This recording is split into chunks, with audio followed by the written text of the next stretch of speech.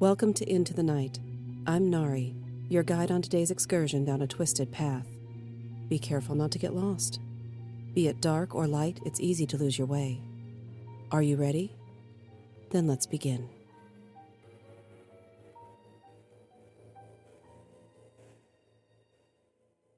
Out of this world. Sheena Wells looked upward as the warmth of a summer day glistened against her skin. She loved this time of year, and her spirits lifted knowing this would be the first of many such days. Gone were the darker and gloomier days of winter that tugged on her soul until she fell into depression. Spring and summer made the world feel new and alive again, and now with summer's arrival on the horizon, she felt nothing but happiness. She hummed a tune her mother sang to her when she was young. It brought back good memories, and it often came to mind when she had plans to do something special. Today was one of those times. This afternoon, she would be off on a grand adventure with her favorite person in the world. Her grandfather, a preeminent scientist and engineer, offered to take Sheena as his honored guest to the facility where he worked. He and his team of scientists worked for NASA and unveiled his latest project, a hypersonic rocket that they hoped would take the manned crew out of the atmosphere for the first time. He'd brought Sheena many times to the test launches of various projects he supervised, but he promised her that today amounted to the crown jewel of his career. "I'd like you there with me, Sheena. You've been my biggest supporter since your grandma died years ago. It only seems right to have you with me." Dr. Wilfred Heidemann was no ordinary man. His research and development earned him numerous prizes and recognition around the world, and Sheena took great pride in being his granddaughter. "Grandpa, I'd be proud of you even if you weren't a rocket scientist, but it sure is exciting that you are." "Thank you, my dear. I hope someday you'll follow after me and continue my research. I have high hopes for you. I think you will be the one to take us farther than anyone has imagined going. You're so smart, and I see a lot of the young me in you." Sheena swelled with pride. She valued her grandfather's praise above all else. Their circle felt small ever since her mother, father, older brother, and grandmother passed away. They didn't die at the same time, but during a 5-year stretch of grief and tragedy, Sheena and her grandfather clung to each other for support. As she watched him age, sharp pains of preemptive sadness flooded over her. So she tried to lie and tell herself that the man she loved and admired would never die. She couldn't make it through life thinking otherwise. Sheena grew up listening to his dreams of reaching outer space. Rumors flew for decades that aliens existed, and Wilfred found the concept fascinating. While some people discounted the possibility of alien life forms inhabiting the realms outside of our atmosphere, others swore they'd seen unidentified objects that defied understanding. Sheena's entire family believed the sightings, at least some of them, were true. One woman's story captivated Sheena's imagination as a child. Traveling home one evening, just as the sun disappeared in the horizon, the woman heard a whirring sound. "It wasn't loud, but it was loud enough that I knew something was coming," she told Sheena's family. "I stopped and looked around, but then I heard a strange boop, boop, boop sound, and I saw an elongated craft sail past me. I don't know if they saw me or not, but I definitely saw it." Others claimed to have seen unusual crafts that disappeared just as quickly as they arrived. Some had flashing lights, some were silent, others emitted sound. No one had a reasonable answer for what these crafts were, and hundreds, thousands even, of reports told of encounters with them throughout the years. Now, Sheena, I know that not all these stories are true, but some of the witnesses are esteemed members of society. College professors, law enforcement officers, teachers. Sheena's mother gave her daughter a reassuring hug. "I don't want you to be afraid. However, I don't think they, whatever they are, mean us any harm." "Will Grandpa find one someday?" Sheena certainly hoped he would. "Well, for years your grandfather and his associates at NASA have worked to fly out of our atmosphere, and physicists tell us that there is a vast universe outside of our reach. Galaxies, Hundreds or thousands of them could exist.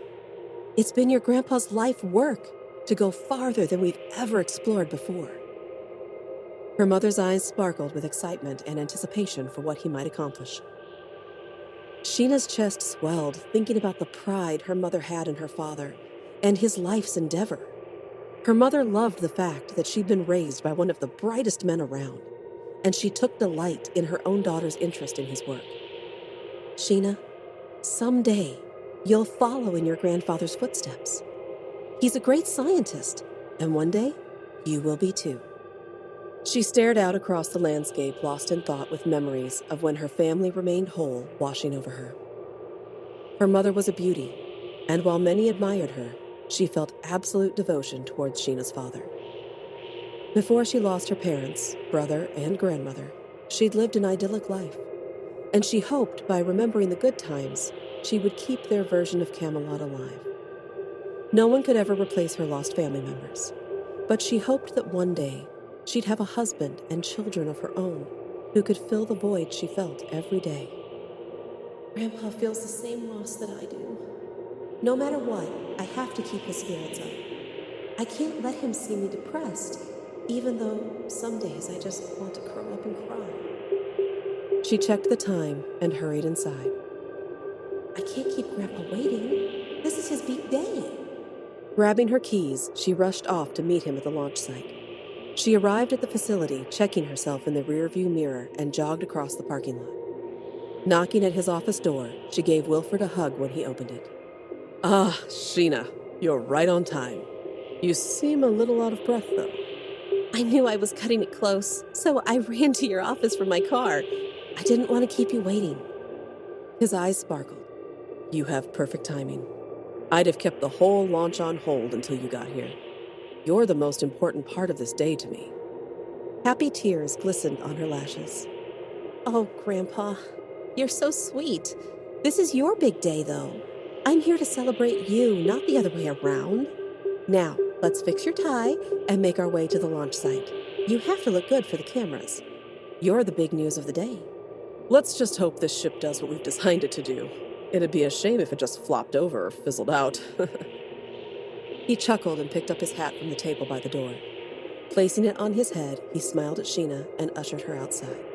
Together they walked across the complex where cheering fans gathered to watch the historic launch. People flocked to the famous rocket scientist and asked for his autograph. Look, Grandpa, you're famous. The old man blushed, but his chest puffed out with pride. He'd worked his entire career for this moment. Staring out across the complex, he thought back to when this was no more than a dream in a young man's imagination. He squeezed Sheena's hand as the countdown began. 10, 9, 8, 7. The roar of the rockets drowned out the shouts from the crowd. The world rumbled as the ship thrust upward and became a living beast, enveloping everything in its force. Onlookers felt the liftoff as much as they saw it. Wilford subconsciously placed his hand over the NASA patch on his uniform. The flames from the boosters illuminated the magnificent NASA emblem that dominated the side of the Mission Control building. Sheena leaned her head against her grandfather's shoulder. As she watched his life's work launch from the pad and hurtle through the water toward the great unknown beyond their realm, she thought about the magnificence of the organization he helped to build. NASA, the North Atlantic Space Agency. Grandpa is taking us beyond the water's surface.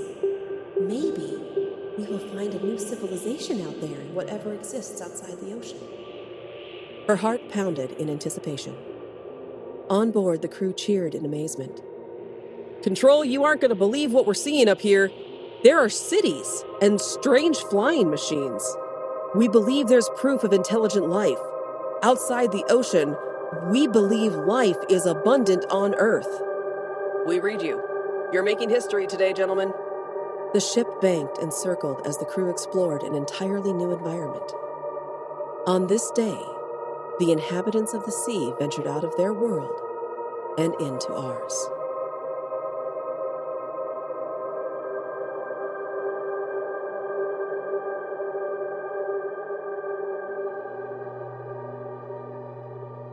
Thank you for joining me for this episode of the Into the Night Anthology podcast.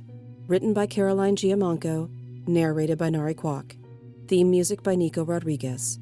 All other original music, sound design, and editing by Omen Hawk Studios. You can find our links in the show notes. Into the Night is on your favorite podcatcher, so make sure to like, subscribe, and leave a 5-star review to help other excursionists to join us. I'll see you next time. And remember, whether in the shadows or in the daylight, all twisted paths lead you into the night. Into the Night Anthology is a Creative Typo Entertainment production.